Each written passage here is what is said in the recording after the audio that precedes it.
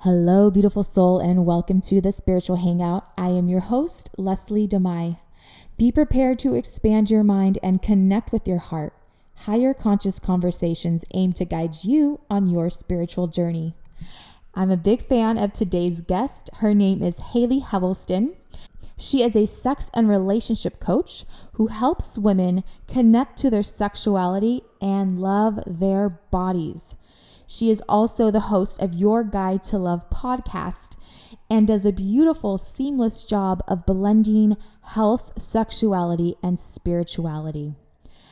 I was so surprised to meet her for the first time during the interview, and it ended up being like catching up with an old friend. Haley offers a beautiful space for people to talk about all of the programs that have led them to their current state of their sex life. You know, we talk about how there are so many sexless marriages. 40% of marriages in America have sex once a month. That is considered a sexless marriage. So many people do not understand the orgasm, their bodies, and how you can truly reflect self-love in your sex life. We talk about sexual shaming, self-pleasure, sex magic, semen retention, and both of our journeys on being celibate. So whether you're in a relationship or if you're single, wherever you are on the spectrum, this episode is for you. So without further ado, here is Haley. Okay, hello, Haley. Welcome to the Spiritual Hangout. Thank you. I'm excited to be here. I'm so happy to have you.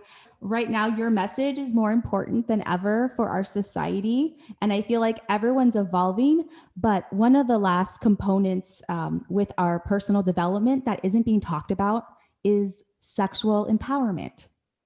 Yes, I so agree with you on that. And that's why I've gotten more and more vocal, is because every single client I've ever worked with is like, yeah, I've done so much personal development, but I haven't worked on my sexuality. And I was like, this is the area you need to be focused on. This is the deep stuff. You know, this isn't just like eating healthy, like a health coach or whatever. This is, let's deal with the trauma that you never dealt with from when you were 5. You know, let's deal with maybe you grew up with a religious program around sexuality that told you sex is dirty, sex is shameful. So when you go to self-pleasure, that comes in your mind, right? So that's the stuff we're talking about. But this is the stuff that when you deal with it, you finally feel free. Yes, I can imagine that. Speaking of feeling free, I'm trying to discover what Leslie is like at her peak of sexual empowerment. What does a woman who is sexually empowered in a balanced way look like and feel like? Ooh, I love it. Great question. I don't even think I'm there yet. I would say I'm on the path. Mm-hmm. I think it looks like a woman who's just glowing and in her essence. And she's really just overflowing with pleasure and joy. And that's from within, right? Because so many clients that I've worked with, we're taught pleasure isn't a man, right? But she's overflowing in her own needs and then says, hey, I would love to have you be a part of this. And then he comes. Right. The right man comes after the fact. Yeah. I think we have it all mixed up in society. And a lot of it has to do with, you know, like you said, programming since childhood, programming from our parents' relationships, which was programmed into them from their parents' relationship. But something that comes up is sexual shaming. It's almost like it's shameful to go there. And it's obviously not conversations you have at the dinner table, but I mean, it's so prevalent in our society for females, especially. How do we overcome that? Oh, I know that's a big one, man. Okay. Even because of what I'm doing, my family doesn't talk about it. Dang.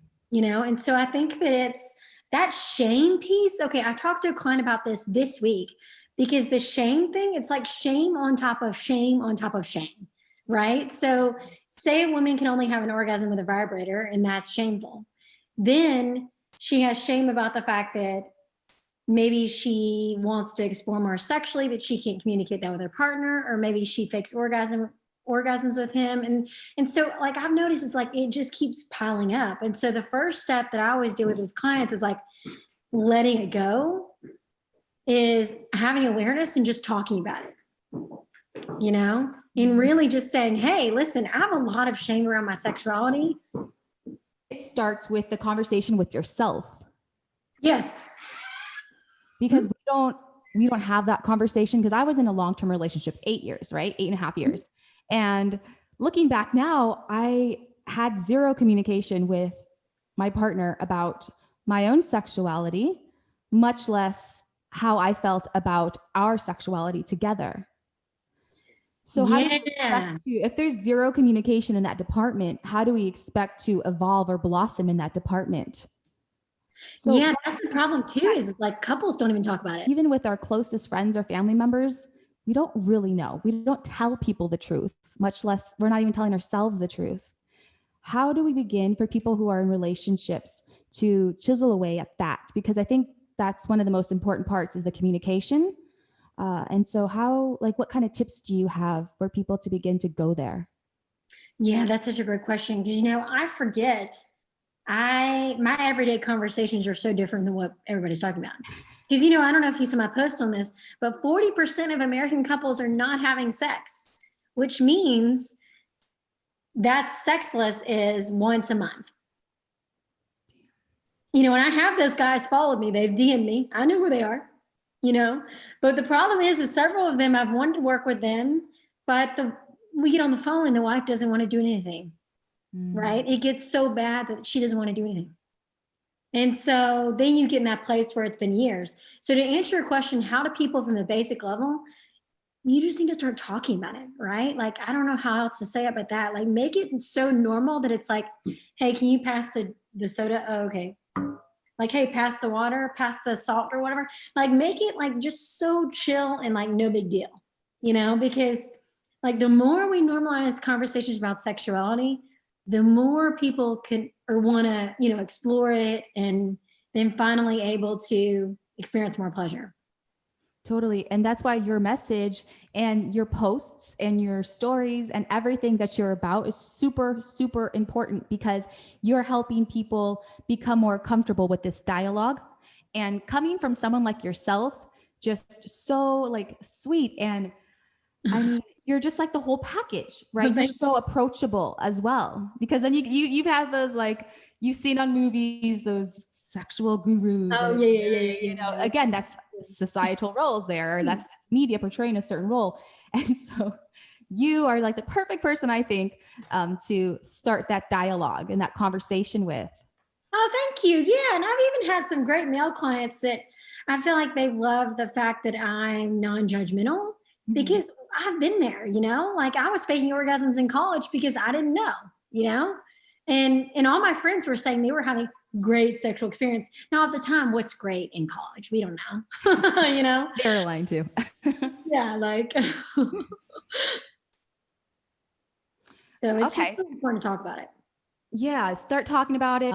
Following people such as yourself is really a great way to start too, because something's going to resonate one day, and that is going to create a little spark, and that's going to create the conversation, and that can save relationships. That can help people truly, like, I think with this whole sexual empowerment, what it kind of encompasses is self-worth and self-value. Like, I am worthy of this type of pleasure. There is no shame behind it. Maybe even mantras like this. Oh yeah. Well, listen, when I was trying to tell people, and this is what I'm constantly trying to communicate in my posts, in my stories, in my podcast, is it's so much more than just, oh yeah, you had an orgasm. That's great. It's really what you're right, what you're saying. It's self-worth. It's speaking up your needs. It's owning your value, your worth, your confidence. All of that it affects every area of your life, right? And so a lot of times it's men too, right? If a man is fully in his cock power, fully in his sexual confidence, that's really confident. I mean, that's really attractive to women. And then he'll probably get, you know, a better career, you know? And so men need it too. They do. Speaking of men, for people who are single, let's say, what's a healthy way to manage your sexuality when you are not in a relationship with someone? Yeah, and I want to talk about this too, because you and I both are on the similar path with this. Um, I recently became celibate, and actually, it's not recent. It's been like the past 2 months, but I think the past 2 months. Okay. Yeah. So the thing is I had a mentor say that one of her most well fucked periods was when she was single. And it was like a year of her like really going deep, and she learned how to have vaginal orgasms on her own and all this stuff. And so I think that for the people that are single listening, you can still cultivate your sexual energy when you're single. There's no excuses, right? For the woman, it's a breast massage that can be 10 minutes, or you can self pleasure, right? For the men, it's cultivating that sexual energy too. I mean, not ejaculating all the time, but you know, learning how to still cultivate that when you're single is so important. Right. And I sense that too. So, my celibacy journey started after a summer romance. And I then realized, you know what? Sex is just not worth it unless I'm going to take this to a new level. It's just not. I'm not willing to just give my energy to anyone. You had mentioned too, sexual energy is like the most potent, most powerful. And I have to agree with you on that. It's like pure life right there. And so I've had this kind of journey of up and down with discovering celibacy, because my celibacy doesn't include self-pleasure. So, I'm starting to realize that I need to change that because it's not working for me anymore. Oh yeah, and that's something I need to communicate too, because it's so funny. That's why I tried to say on the story today too. Is I was like, y'all, I'm not a monk here, because a lot of times people think like celibacy is like the weird old dude in the corner, I think of like a nun too. Yeah, basically. That's not true. No, it's like I know one guy in my industry who did it for 2 years, and then now he's like with a really good looking woman, and they're married. So it's like, yeah, you should be doing self pleasure, because the thing is like this is a time of self exploration, and a lot of times for single people, it's like your cup like dries up, right? And you still want to be turned on and juicy. Very true. Yeah. We want to be flowing. Yeah, go on. Okay, so the whole self-pleasure, is there a better, like, it's obviously whenever you're inclined to do so, but I've also heard that first thing in the morning's not good before you start your day. Is this true? Really? I haven't heard that. I've seen just like little articles like, oh, don't do it first thing in the morning. It's going to make you groggy. Oh my You God. see the ignorance here. No, I think that's hilarious. I'm gonna do a post on this. No. I think that's great. Okay, so the thing is no, I think in the morning is a great time actually. The night, a lot of times for me, I'll take a bath and just go to bed. I'm tired. But yeah, I think it doesn't matter. Yeah, you know what I'm saying. It's whenever. Like there's no set time. Is there too much though? Yeah, definitely. Gotta keep I it would say men deal with more too much than we deal with. I mean, serious. Like I've never met a woman. I mean, maybe there are women that do it too much. Most of the women that I know, they're not doing it enough. I'm like, when Most was the women last aren't time you doing saw it. pleasure? A month ago. Really? Oh, that's a Girlfriend, good you point too. do it. I think I'm gonna go there because I feel like so in the beginning of my celibacy journey, I feel like I was cultivating so much energy through the first and second chakra. I could just feel it going off, and that was obviously hormones too. Um, and then it kind of just disappeared somewhere in my solar plexus, and I was like, okay. But all of this was to conserve my creative energy as well, to create my life, and to not give my energy away to other people. But what's happened is I feel like my slate has been cleaned on a lot of the ideas that I've had before about sex. And it's created this conversation with you now. So celibacy while being single, I think is extremely powerful. And it's probably going to be different for everyone. But if anyone's listening and you're single and you've never thought about this, I never thought I would ever do this. It's extremely empowering, and it makes me want to continue the conversation. Yeah, totally. And I also think it's like, listen, like it's not like people act like it's so dramatic. You're gonna do it again, right? This isn't like it's a lifetime thing. I mean, hello, I could be having sex next year. So this is just a time period, and then you have sex with someone. But It's more about what you're saying and what I agree too. You're conserving your sexual energy. You are then channeling it to what you want, right? That's really essence of sex magic. Nice. Yeah. Sex magic. I like that. Yeah. So a lot of people in my industry talk about this, and I agree with it, with the fact that, think about it, we can create a baby, right? So why not, when you're self-pleasuring, visualize what you desire to create, right? Whether people want to create more money or clients, or a lot of people right now are looking for jobs. So a job opportunity or a new relationship. Whoa. So while you are pleasuring yourself, think about those things. Yeah. And then right as you come, you think about it. That's why it's really important to be careful when you're masturbating to porn, because I always tell people, like, do you want to have that in your life? Oh my gosh, that's a whole other level. Yeah, I mean, obviously, like I'm going sexual really magic. Yeah, because I like think that it's like we have to be really careful, because like, why is porn for free, right? Yeah, and this whole porn industry, like the movies, and that it's so accessible for everyone now. Yeah, it's 24/7. It's probably so, and it's addiction. I mean, it's so weird because I used to think growing up that was sex, right? I think we all did. We thought that was sex. I want to be like that woman because she's giving that man so much pleasure. She's a porn star. So obviously she knows what she's doing. But it's so off. It's so extremely important to find a person who is going to be with us in that same type of like love making ways that we want. Because what if they're watching porn all the time? It's like, what do you say to them? Yeah, I said that earlier on a podcast. That's why I think it's so interesting, is like, I recently interviewed a woman. It's called Make Love Not Porn. Have you heard of them? No.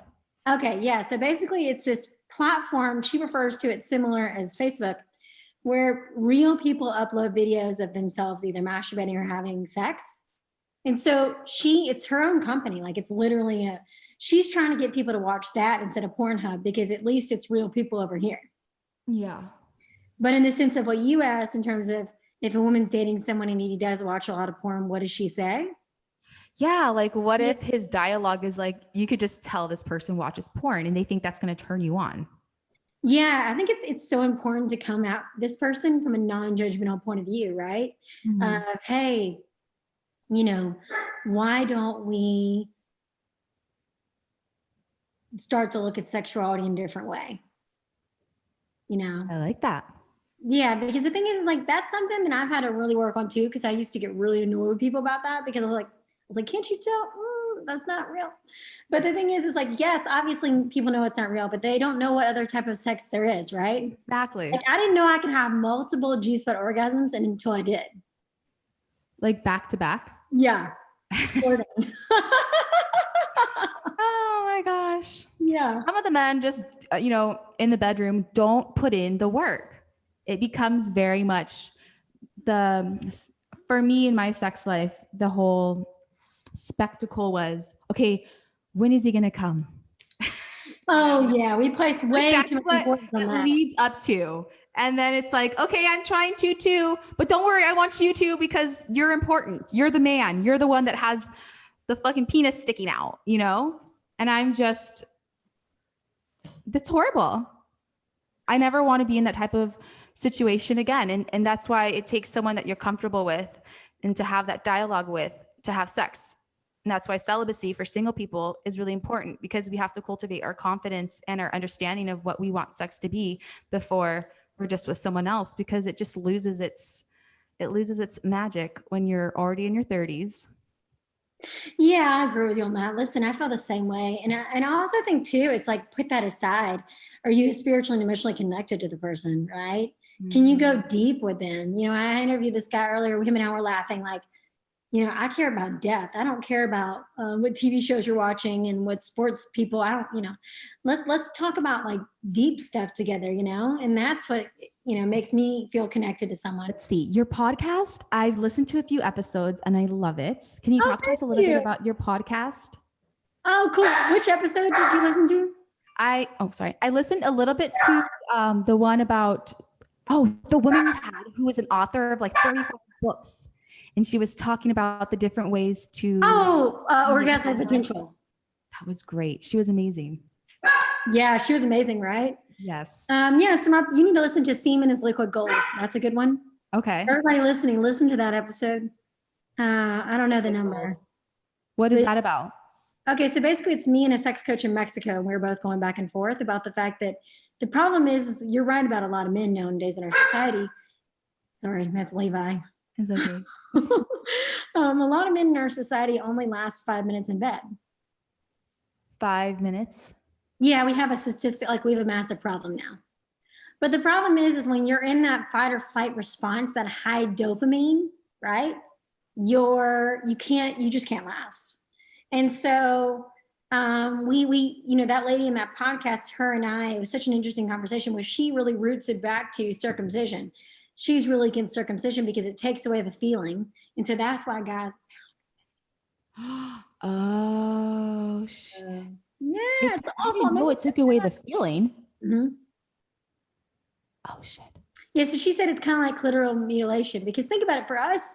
Like, think about it. We all think in the Western world, like, oh my God, the fact that happens to a woman, that's so horrible. But no one says anything about that to that fact that happens to millions of men. Right. But yeah, so the podcast is all about health, sexuality, spirituality. It's uncensored, y'all. Definitely check it out. It's called Your Guide to Love on SoundCloud, Spotify, and iTunes. But yeah, it's similar to yours. Like, I just think it's so important to have these kind of podcasts because with the censorship and everything going on now, we have to talk about these topics. Totally. And sexual boredom is something you talk about as well. I heard that mentioned in one of your podcast episodes. Sexual boredom. I mean, a lot of us need to be honest about that.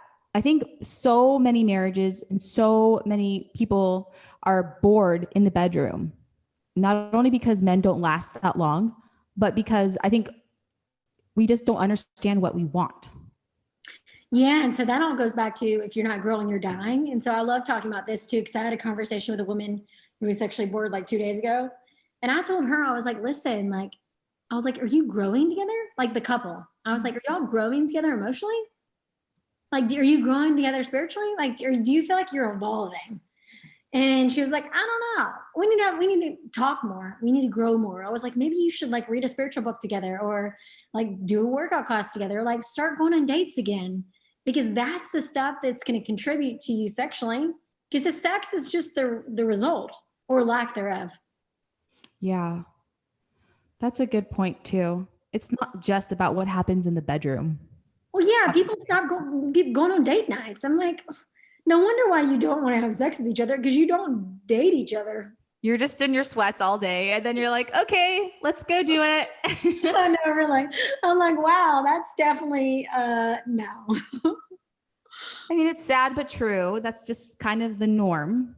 But it's time that we talk about this more. And that's why I want to just keep exploring this with you, because you're a safe space to do this with. And like you said, no judgment. So with your one-on-one coaching, because you guys, like I mentioned before you got on, I had mentioned that you're a one-on-one coach or with couples as well. What can you expect and how does that look like? Is it over the phone? Is it Zoom? Yeah, so it's through Zoom, and it's a lot of just going through the programming of sexuality, their body. That's a huge thing. I get DMs about this every day. People have such sad, like it makes me sad because we grew up in a society that teaches us to hate our bodies, right? Men and women, right? So I got DM the other day from this person that said, my labia is too big, or this guy was like, my dick's too small, and so it's like, we need to get rid of all that. Throw all that out the door. Learn to love your body and adore it. This is your one vessel while you're here. So it's a lot of just, self-love, self-worth, self-esteem, self-confidence, deprogramming your mind from the mind control of society, sexual liberation. So it's a lot of stuff, but most of my program, most people sign up for 3 months. Okay. A 3-month program. Yeah, I'm very interested in something like this. And if you're interested as well, what's the best way to contact you? Instagram? Okay, yeah. So people can contact me through Instagram. They can DM me, or they can book. I have a link in my bio, and you can just book a call. Awesome. Yeah. What do you think the future looks like for like generations to come in terms of their sexuality and, just where it's going to go towards in society as a whole? Mhm. Yeah, that's really interesting. I've been reading some different articles. Well, we're headed like this, right? Especially when you think of AI and all this crazy stuff. Yeah. So I saw a YouTube video last night talking about sex robots, and I thought, dear Lord, please not. So There's so where I wonderful. envision and what I want to do is create a world where we're going this way, where couples are having amazing sexual experiences, people feel safe to communicate their needs emotionally, sexually, where children are able to feel safe in their bodies, where we teach kids at younger ages what sex is so they don't grow up not knowing any of this. We teach boundaries, consent. That's what I visualize. But I definitely think that we are hitting a crazy time. I know it's going to be a whole new level. And this whole split, it's beyond sex. It's everything else too. It's like the split of consciousness. Like people are just going to be like basically like cyborgs, even more indebted to technology. And then there's going to be the rest of us who are like, I want to be around trees and I want to be outside. But really, well, yeah, they talk about, what is it, the 3D, 5D split, right? Yeah. So I'm like, oh my God, like I'm starting to see it now. And I'm like, no, it's crazy. It's crazier and crazier, but then it's more beautiful and beautiful too. So it's a mix up. Oh yeah, definitely. And it's so exciting too, because when you think about it, it makes me thankful too for people like you and for social media, because then we get to meet all these amazing, incredible, like light workers and starseeds and intuitives and empaths and people on the path that are all seeking this deeper connection with spirituality and sexuality. And I mean, for the people listening, look up Erica Lust. If you're going to be watching porn, at least watch that kind of stuff, for the porn that's pro, consent, pro female. But Erica Lust? Erica Lust. Okay. Yes, she's a female porn producer, but I agree with you on that. Like, I don't watch TV or the news at all, because I think nowadays it's so important, because people's nervous systems are shot. Yeah, and it's this like weird addictive sensation. Like we watch the news and then we get addicted to keeping up with numbers and for what the next report is. Like, leave that all behind. The world is going to continue to be here. If anything major happens, you will know, but it's all part of the programming. Mm-hmm. Oh yeah, no, I have a family member every day that's like, oh my God, there's more and more people dying. I was like, do you realize people are already dying before this? I'm like, why can't we have a test, not a test, an accurate number of, oh my God, all these people got laid, or all these women have orgasms. That's what I would love. I would love that too. Or like, how they can track on your phone if you're exposed to someone that had COVID, like who's had the best orgasm, or yeah, really positive. This came, yay. I would love to even bring up the fact of holistic health. I don't talk about this enough. I used to be on all these antidepressants. Oh wow. Like, I worked a corporate job, and like I need to show people my before and after more. But I don't look the same person. And I think it's so important, because every single client I've ever worked with has been on multiple antidepressants. Wow. And it's like, no wonder why you feel nothing. Exactly. Like, I remember going to my psychiatrist office telling her, hey, I'm not having an orgasm and I'm having all these side effects. I was like, what's going on? And she was like, don't worry. We can put you on another pill to counteract the side effects of that pill. I had a similar flipping thing happen to me too. Yeah, I'm like, what? That's crazy. It's crazy, because then you're like, holy crap, these people do exist. But really, I was like, no. So then I really tapered off everything. But luckily you said no, because most Americans would have been like, okay, my doctor is saying this. Sure. What is it? Well, yeah, you're right about that. And too, like, I'm very pro, I haven't been on birth control in years either. So this is several years ago. I got off all antidepressants, and then I got off birth control, because I wanted to know who is Haley, right? Who am I off all of this stuff? Like, am I crazy, or am I normal? And so that's what I love talking about too, is the holistic health component of people looking of like, what are you taking, right? And how is that affecting you? Totally. What are you taking, and like, how long have you been taking it for? Sometimes next thing you know, it's been 2 years you've been on a medication. You're like, I didn't even know it was that long. Well, I met a woman once that had been taking it her whole life, and she was like, I'll never go off of it. I was like, do you realize? Okay, so there's a thing called the placebo effect. Mm-hmm. Yeah. So I was like, maybe it's not even working. You just think it's working. But yeah, so I was at Joe Dispenza. You know Joe Dispenza, right? Mm-hmm. Yeah. Yeah. So I went to Joe Dispenza's meditation conference in November. This November, he had one. Yeah. Yes. Oh, lucky. I know my Where friend. was it? In Georgia? No, it was in Florida. Oh, amazing. Joe is a badass because he threw a meditation conference in a pandemic. But basically, nothing was going on. And so my friend messaged me and was like, hey, you better get on it now. She said tickets sell out really fast. And so I literally had to decide the day of. But for people listening, like, read his books. The book Breaking the Habit of Being Yourself is a great one to start with. But I personally think that if you ever get an opportunity to go to one of his conferences, they're life-changing because you get around people that are all on the same frequency as you and I. And it's amazing to hear some of these stories. This one lady, y'all, literally was given like 4 days to live. And she said, She started doing the meditations, focusing on holistic health, really working on herself. Now she's here. Oh my gosh. Yeah. So it's like when you change your energy, you change your life. Superhuman, like he says superhuman. And it's true. We all have these capabilities, but it starts with checking in. How do you truly feel? And only you can tell yourself what's not healthy for you. Once you start checking in and being more aware. Hey, and I'm an empath. I'm assuming you are too. Yeah. Most people that are in this realm with me are empaths. But yeah, I think especially if you're an empath, now that is the time that you have to protect your energy. Because a lot of times, I worked with a mentor for a year.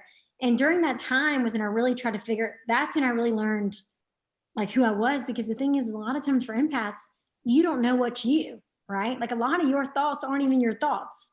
Totally. Yep. Yeah. It's crazy. I was just having that conversation too. And that's why check in, because you're going to know, wait, this thought is not me. This was my father who used to say this to me, or this thought came from somewhere in the atmosphere and it just wanted to leech on to me. And you can deflect that if you're aware. So obviously meditation, always coming back to that. And a lot of people tend to have questions about meditations. They're not sure if they're doing it right, but sit in a room in silence where you feel comfortable and safe and start to notice what comes up. Have a conversation with yourself.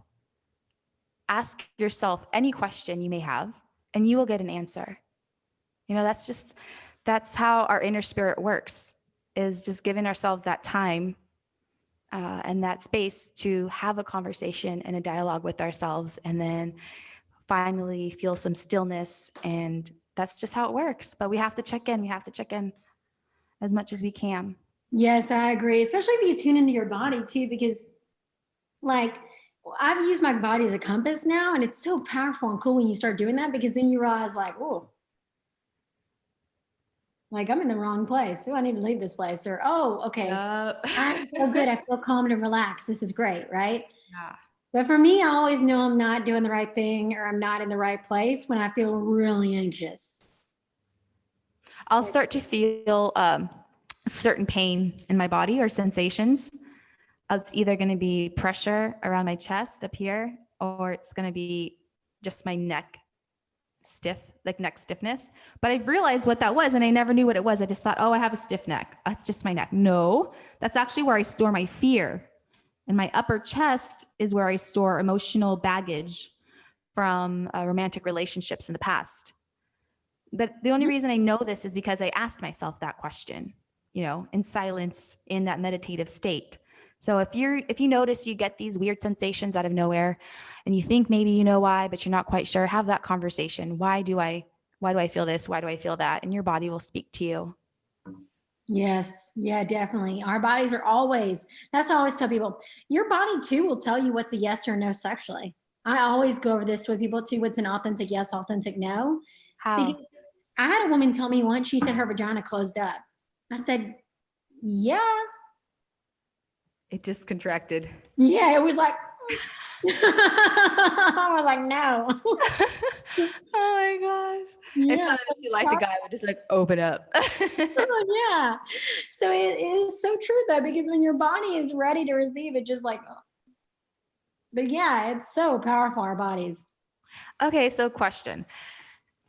You know, we are trying to master our energy and get into the sexual empowered goddess, energy that we are deep down inside. If we want to explore sexual relationships with people that are perhaps not for us in every other level, how do you view that? For example, say that you found someone and you trust them enough to explore sexuality with, but maybe they're not your soul partner or long term. Oh, like they're like friends with benefits or something. Yeah, maybe like friends with benefits. My thing is like I go up and down about this about people because so many people in my industry believe, sex is sacred energy exchange. You absorb their energy, all this stuff. I believe that probably is true, but if it's a safe container and say like one of my best sexual partners, the one who I was having multiple orgasms with, was a friends with benefits.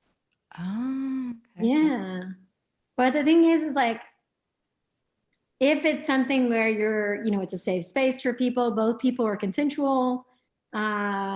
It's you feel like you've cleansed your energy after. I think it's fine. And people make it such a big deal. I think we do. I think we take ourselves really seriously because we know how powerful we are and we want to conserve our energy. And I was just saying, I conserve my energy with just whomever I have conversations with, much less who I'm going to be having sex with. But at the same time, we do deserve to have pleasurable sex. And, if Mr. Perfect isn't going to be here, we deserve to have options too. Yeah, definitely. I mean, listen, I know a lot of guys that they're all doing that, so why shouldn't we? And that's my thing. I mean, what kind of advice can you give men who are just planting their seed everywhere, who don't conserve their sexual energy, and that's just been their lifestyle for 20 years, 15 years? I would say do you follow Sexual Kung Fu? No. You need to follow him on Instagram. He's amazing. He's a male in this industry. Okay. But for the men listening, I would say number one, you need to follow him. And then I would say, number two, you need to pay attention. There is a quote that talks about how most men aren't successful until after 40 because they're too busy getting it in sexually before that, right? That's what Think You Can Grow Rich, right?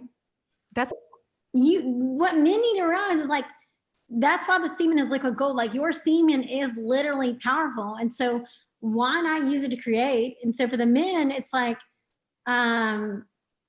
channeling an energy. Because the guys that do semen retention, they are more magnetic. It's so true.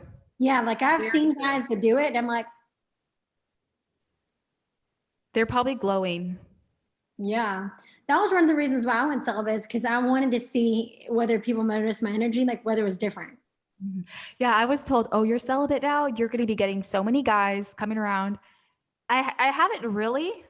In fact, I've done a really good job of making sure that doesn't happen because I'm just so protective right now. But I'm trying to break free a little bit. Yeah, I'm trying to break free a little bit. I'm trying to have more fun, because it's time, I've been listening to my body and now it's telling me it's time to start feeling that type of pleasure again. I'm responsible with that energy and I can explore that avenue. And I want to learn more from you too. I think so many people want to learn more. People's sex lives suck these days. And if your sex life doesn't suck, oh my God, you are on a whole other level. And share whatever you're doing with other people. Yeah, really.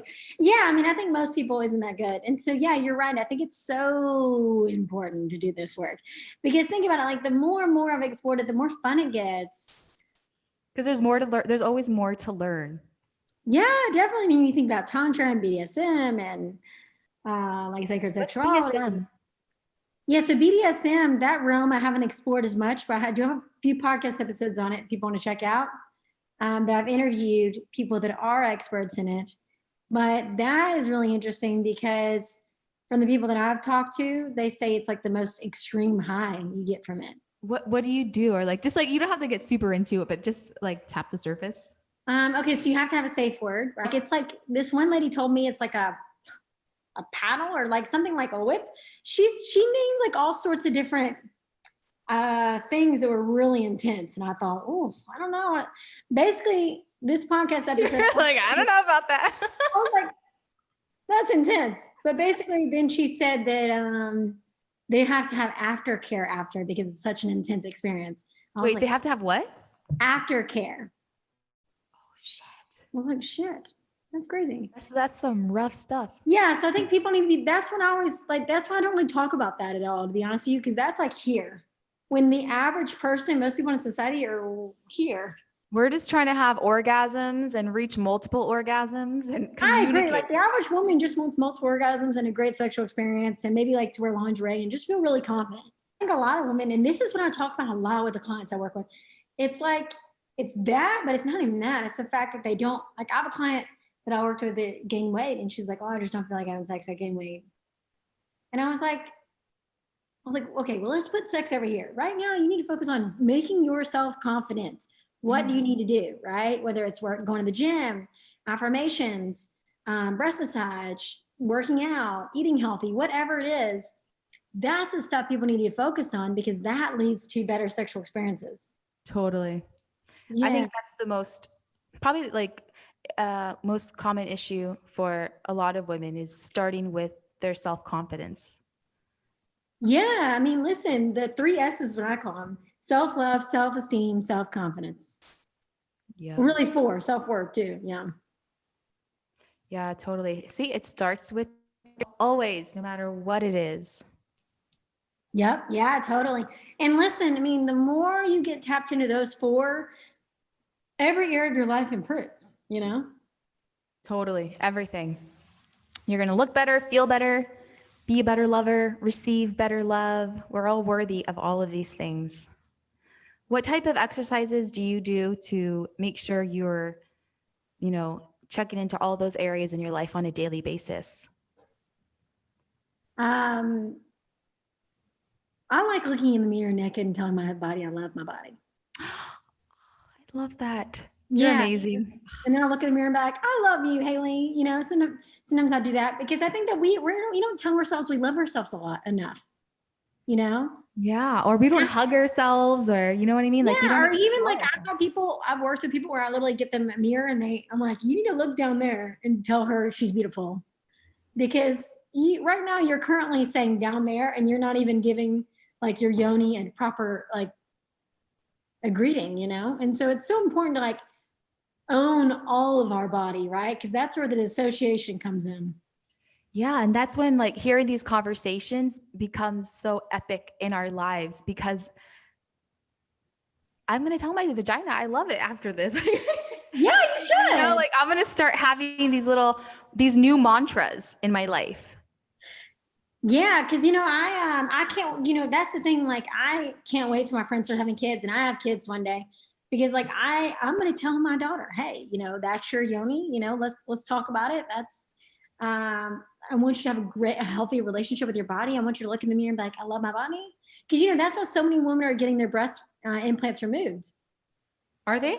Yeah, I've seen this all over because they're having it's like leaking. But my thing is, it doesn't matter whether you have fake or real. It's just about loving them, right? And same for the men too. Like, do you look in the mirror and you're like, oh, I hate my body? I've noticed more and more men having low body confidence now too. Right. It's everyone. Yeah. And so this is like all of us, we need to work on this because it's so important. Because what I always tell people was like, we are affecting generations below us, right? So what you do to your body, your daughter's listening. Oh, I need to always be on a diet. Okay. All of that dialogue is just passed on from person to person. Yeah. So it can be super simple to involve all these 4 R's. It could be look in the mirror, tell your body you love her.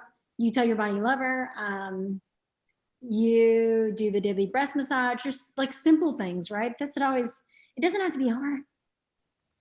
It doesn't have to be too much, too extreme, or it doesn't have to be numb. We just got to find that balance. Yeah, it can be something as simple as, mwah, I love myself. Mwah. It's true. If you feel inclined to do this, do it right now. Just say, I love myself. Hug yourself. No one's going to give you a better hug than you can give yourself. Yeah, because I think that that's why we have so much codependency in our society, is because people are addicted to the, and listen, I grew up like this too.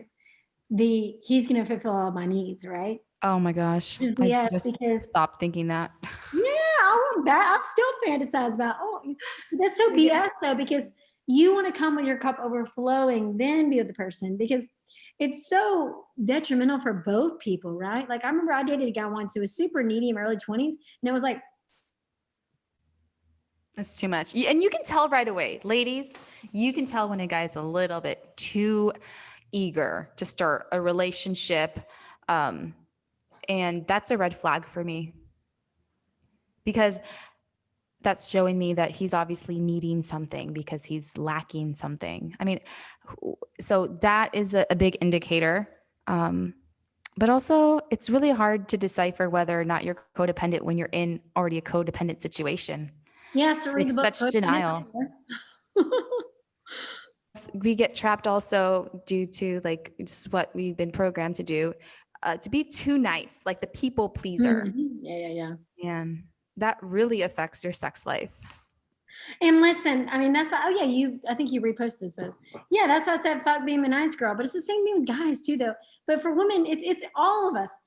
Being too nice F's you up on all levels, y'all, not just sexually. Like I remember the very first time I faked an orgasm, I remember thinking, I was like really resentful, You're resentful. Yeah. And that's a sign of codependency too, is when you are resentful. I'm like, you didn't give me my orgasm. But I just pretended like I orgasmed. Yeah, I'm like, damn you. But the thing is it's so important, because when you realize like the whole being nice thing, like people pleasing is parent pleasing. That's where that stems from. Yeah, it stems from not wanting to be abandoned. It stems from wanting validation. And I've learned that all of these behaviors